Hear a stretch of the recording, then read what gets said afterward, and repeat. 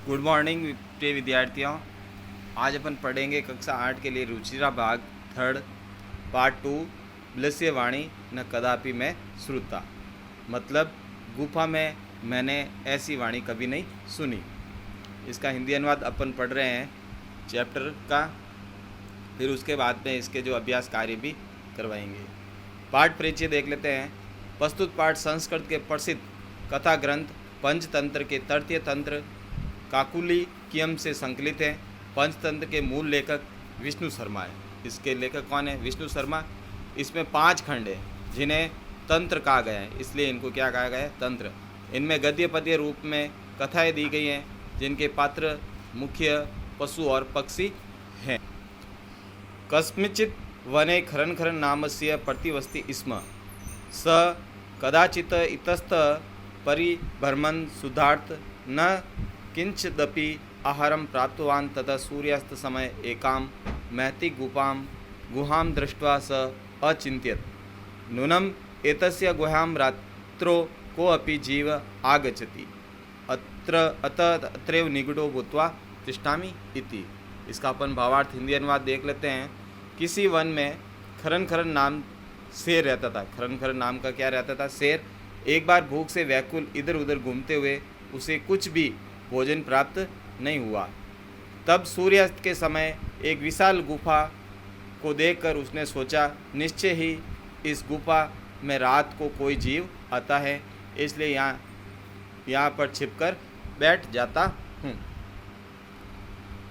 आगे है, एतस्मिन् अंतरे गुहा स्वामी दधिपूच नामक सिंगाल समागच्छत्।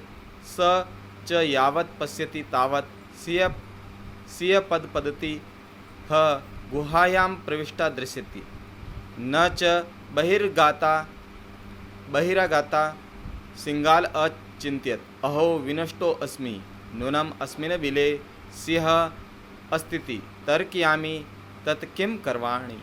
इसका भावार्थ है श्लोक का। इसी बीच गुफा का मालिक दधिपूज नामक सियार आ गया और उसने देखा कि शेर के पंजों के निशान गुफा में प्रविष्ट होते हुए दिखाई दे रहे थे, पर वे निशान बाहर नहीं आए। सियार ने सोचा, अरे मैं मर गया हूँ, निश्चय इस गुफा में शेर हैं, ऐसा मुझे लगता है, अब मैं क्या करूँ। आगे है इसका, एव विंचित ध्रुस्त रवम कतुर्मार्बत भो बिल किम न स्मृसि, यन्मया तवः सह समय कृतो अस्ति, यतम यदां वयात् प्रतिगमिष्यामि तदा त्वं माम आक्रस्यसि, यदि त्वं माम न आहास्यसि त्रयीं अहम द्वितीयं बिलं यास्यामि यति। इसका जो भावार्थ है, ऐसा सोचकर सियार ने दूर से ही आवाज़ लगानी शुरू कर दी, अरे गुफा, अरे गुफा, क्या तुम्हें याद नहीं है कि मैंने तुम्हारे साथ समझौता किया था कि जब मैं बाहर से लौट कर आऊँगा तब तुम मुझे पुकारोगे। यदि तुम मुझे नहीं पुकारते हो तो मैं दूसरी गुफा में चला जाऊँगा। अतः एतश्छुत्वा सिंह अचिन्त्यत्, नुन्मेषा गुहा स्वामिन् सदा समाहनं करोति, परन्तु मदीयान् न किंचित वदति।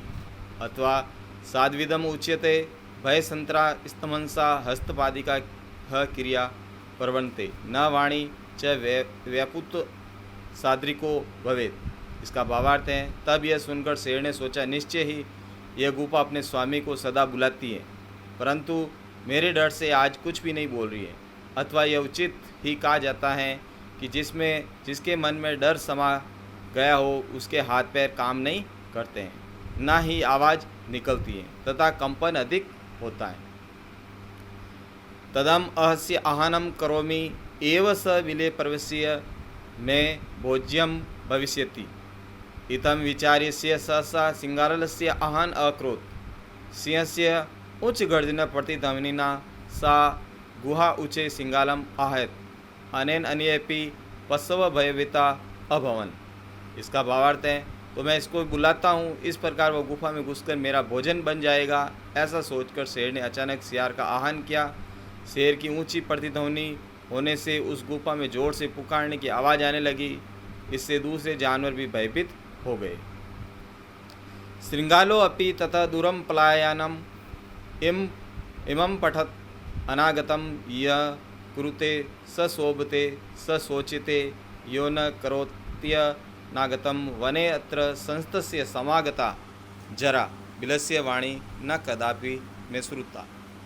सियार ने वहाँ भी दूर से भागते हुए श्लोक कहा, जो विपत्ति के समय सोच समझकर कार्य करता है वही सुशोभित होता है, जो बिना सोचे समझे कार्य करता है उसे दुख ही प्राप्त होता है। यहाँ वन में रहते हुए मैं बूढ़ा हो गया, किंतु मैंने कभी गुफा की आवाज़ नहीं सुनी। तो प्रिय विद्यार्थियों, ये जो कहानी है आप ध्यान से पढ़ें और इनको आप याद करें, ताकि एग्ज़ाम के समय में ये कहानी आपको हिंदी अनुवाद करने के लिए बोलेंगे तो आपको इसका अनुवाद करना है। थैंक यू, धन्यवाद।